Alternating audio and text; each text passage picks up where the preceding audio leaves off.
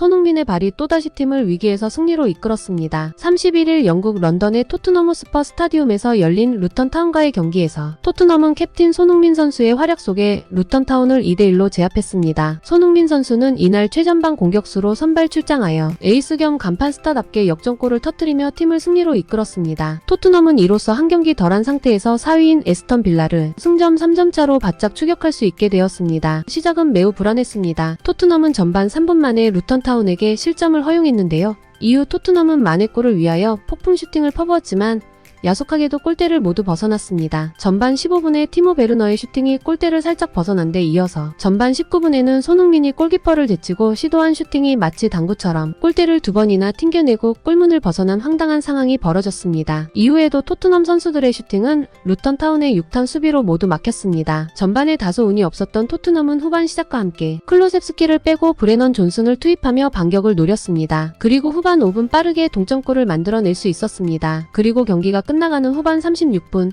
투지의 캡틴 손흥민은 역습 상황에서 베르너와 존슨을 거친 공을 놓치지 않고 오른발 슛으로 연결했고 교체돼서 들어온 일본인 수비수 하시오카 다이키의 발에 맞고 굴절이 되면서 천금 같은 결승골을 만들어내었고 결국 토트넘의 2대1 승리를 이끌었습니다. 이날 승리로 손흥민은 또다시 팀을 위기에서 승리로 이끌었는데요. 승리와 동시에 손흥민 선수는 지금까지 팀에 없었던 새로운 기록을 세워나가고 있습니다. 바로 손흥민이 골을 넣은 경기에서 토트넘은 이번 시즌에 진 적이 하나도 없다는 것입니다. 이번 시즌 벌리와의 경기를 시작으로 아스날, 리버풀, 그리고 맨시티 등 강팀과의 대결에서도 손흥민이 골을 넣은 경기에선 비기면 비겼지 패배를 당한 적은 없는데요. 말 그대로 손흥민 선수는 토트넘의 승리 전도사가 되어버렸습니다. 한편 이날의 경기는 미니 한일전이 펼쳐지기도 했는데요. 토트넘에는 손흥민 선수가 있었다면 루턴 타운에는 이번 겨울에 새로 입단한 수비수 하시오카 다이키가 있었기 때문이죠. 하시오카는 루턴 타운이 1대0으로 앞서가기 시작한 후반전에 투입되자마자 분주하게 움직이며 수비에 집중했지만 월드클래스 손흥민을 막을 수 없었습니다. 특히 이들의 승부는 후반 막판에 결정났는데요. 손흥민의 다이렉트 슈팅을 하시오카가 6탄 방어를 펼쳤지만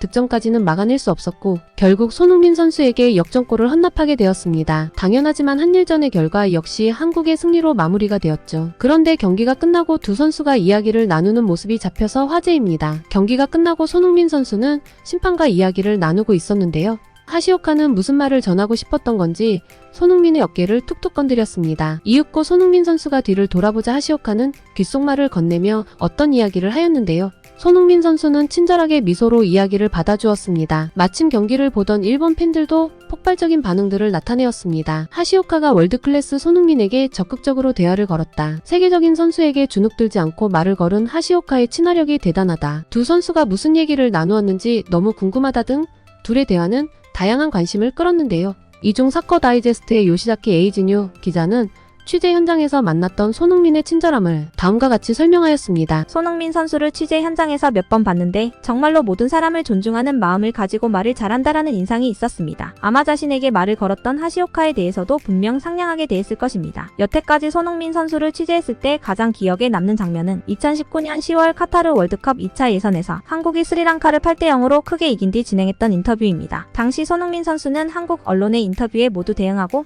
이후 독일 언론과의 인터뷰를 하게 되었는데요.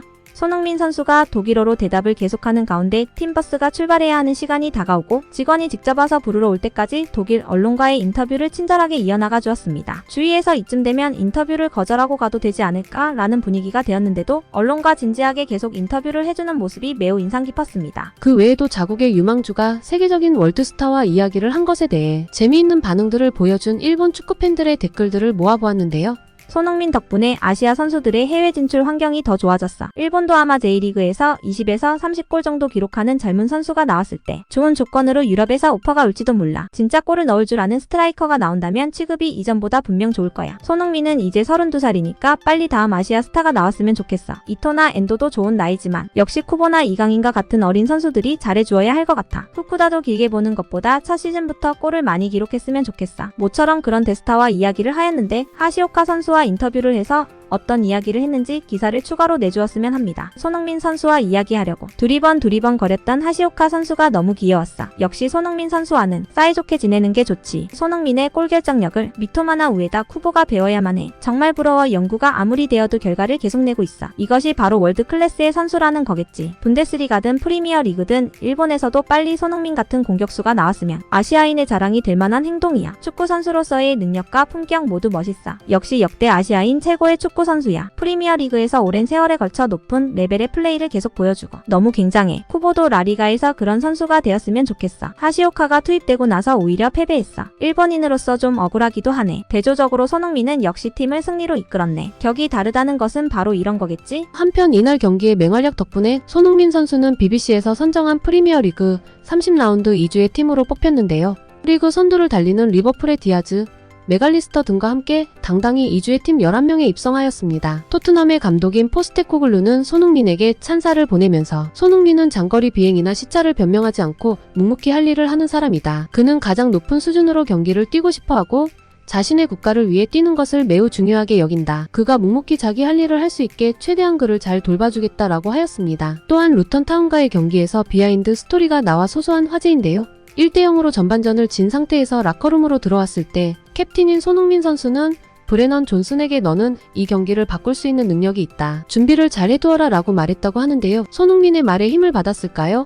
브레넌 존슨은 후반에 투입되자마자 자책골을 유도하더니 역전 어시스트까지 손흥민에게 잘 연결해 주었습니다. 손흥민 선수의 토트넘은 4월 3일 수요일 새벽 같은 런던 지역의 웨스트햄과 경기를 앞두고 있는데요.